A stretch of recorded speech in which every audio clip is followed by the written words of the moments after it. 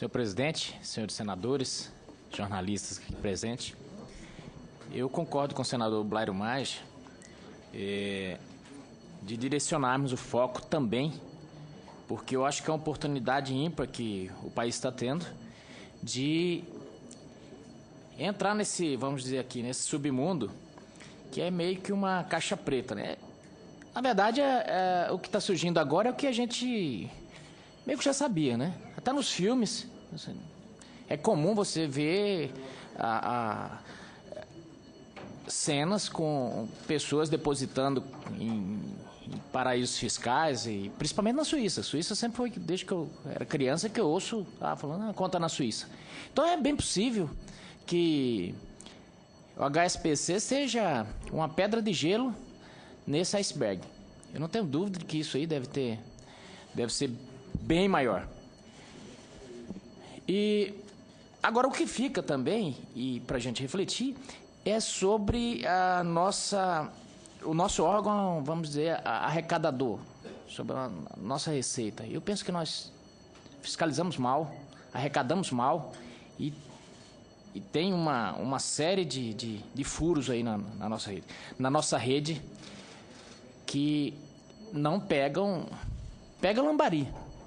Se qualquer um de nós aqui se errar um CNPJ ou alguma coisa, com certeza no próximo ano vai estar na malha fina. Mas eu vejo que nós temos uma deficiência forte. Mas dito isso, e para ser breve, eu gostaria de perguntar aos jornalistas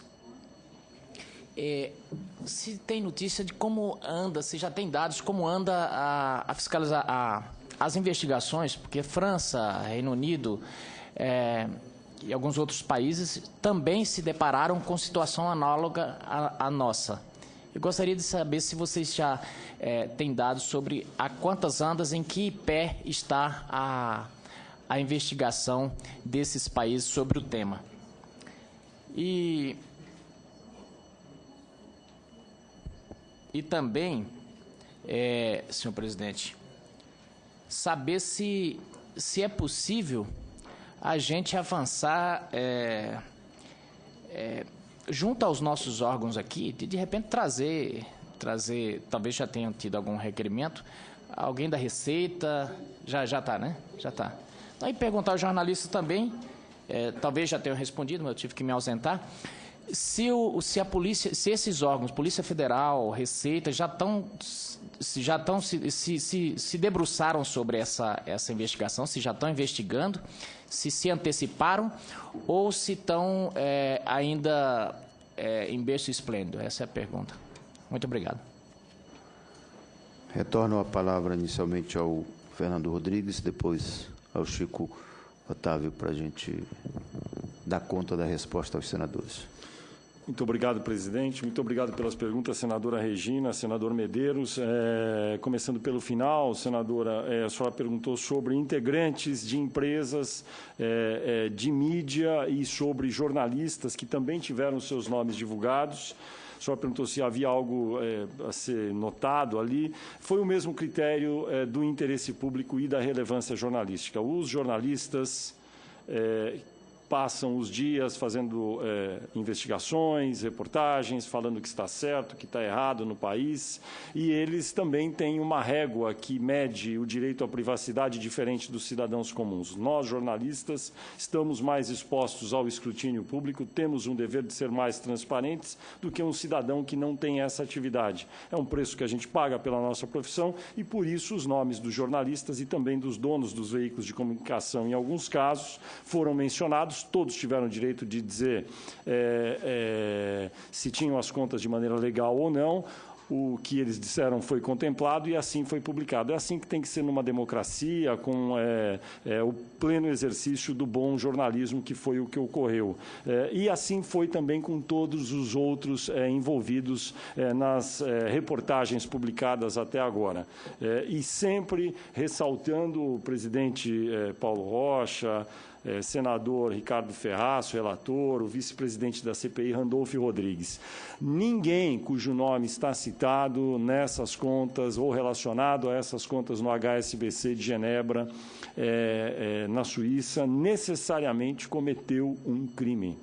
é legal manter uma conta no exterior, desde que devidamente declarado à Receita Federal e ao Banco Central. Se as pessoas têm as contas, certamente terão também como explicar sobre essas contas. E aqueles que devem mais satisfação ao público pela função que exercem na sociedade, têm que ser analisados e expostos nas reportagens, foi o que aconteceu. Então, no sentido de prestar um serviço público e praticar bom jornalismo. Esse foi o critério que norteou até agora todos os trabalhos para publicar nomes de diversas personalidades de diversos setores de atuação na sociedade brasileira. E para o senador Medeiros, que perguntou sobre a Polícia Federal, Receita Federal, se já estão investigando, o ritmo da investigação ainda era muito lento, houve um anúncio de que iriam investigar e a informação disponível nesta semana é que a Polícia Federal, o Ministério Público Federal juntos requereram ao DRCI, dentro do Ministério da Justiça, o envio de um pedido formal de acesso a todo o acervo de dados do HSBC que está de posse do governo francês. Então, esse pedido foi feito na segunda-feira pelo DRCI, do Ministério da Justiça, e desta semana, e possivelmente em alguns dias ou talvez semanas, há uma disposição do governo francês de colaborar. Esses dados estarão disponíveis para esses órgãos competentes dentro do Estado brasileiro e as investigações devem, então, deslanchar numa velocidade maior. Era isso que eu tinha a dizer. Muito obrigado. Chico Otávio, para acrescentar?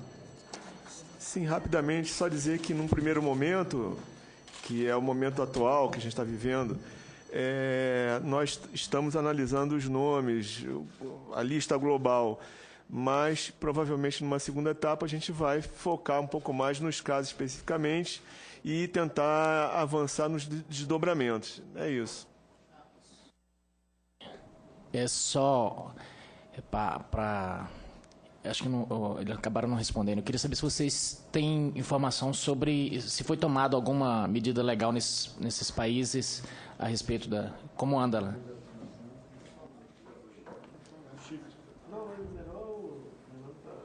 Sim, senador Medeiros, já vários países tomaram providências, são muitos os países que requereram esses dados já há muitos anos.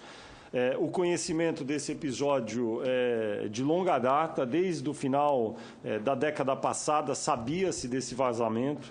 No ano de 2010, a França tomou a iniciativa proativamente, ofereceu os dados para o governo da Grécia. Então, o governo da Grécia, Espanha, Reino Unido, Dinamarca, Bélgica, Argentina, entre outros, já receberam há algum tempo esses dados e já estão perseguindo na justiça a reparação dos crimes eventualmente cometidos.